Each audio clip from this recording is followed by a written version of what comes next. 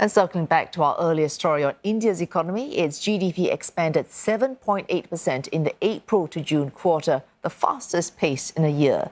And to drill down to what lies beneath these headline numbers, we're joined by Rebecca Bundan, who's coming to us live from Mumbai. Rebecca, services sector a key driver this time for figures this time. Looking ahead, do we expect to see a catch-up in services demand and improved investment activity?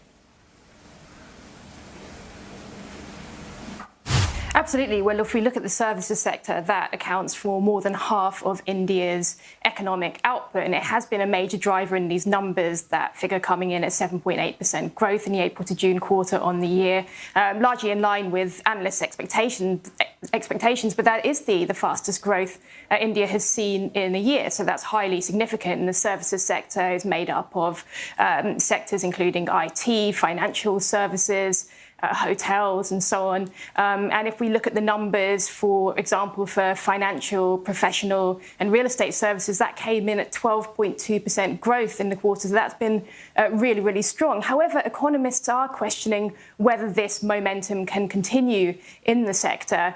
Given those strong numbers, they are questioning whether there are other factors that will start to mean that those numbers will start to decline. For example, we have the issue of inflation in India, which is increasingly posing a challenge, with the latest retail inflation data showing that it hit a 15-month high, and also factors including the global economy. So India has been doing relatively well if we look at those robust figures compared to the gloomy global situation, but there are questions about at what stage this will start to have an impact on India too. There are other factors that have played a major role, including capital expenditure, investment by state and central governments in India, which have really helped to give a boost to India's economy in those numbers. But again, a lot of that has been front-loaded, particularly in terms of what the central government has been spending on infrastructure. So that's another effect that could start to fade later in the year.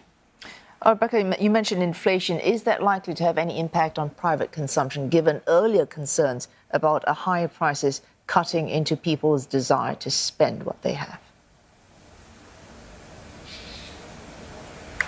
Yes, that's right. And the latest figures are starting to show that that is something that is a concern, with surveys, for example, pointing to people being less optimistic about jobs, for example, about consumer spending now, given the inflation situation has become a real challenge. Retail inflation has been on the rise, and that's largely due to food inflation, particularly vegetable prices, grains and so on, which have shot up due to weather conditions, which really haven't been favourable this year, in terms of the heat waves earlier this year, and then there was too much rainfall in parts of the country, and then this month we've seen too little rain in parts of the country, and that's affected crop production, it affects rural spending, so that's an ongoing concern. Certainly, though, the Reserve Bank of India will be relieved to see these figures that have come out, the latest GDP data at 7.8%, because that's a positive number, given the fact that it did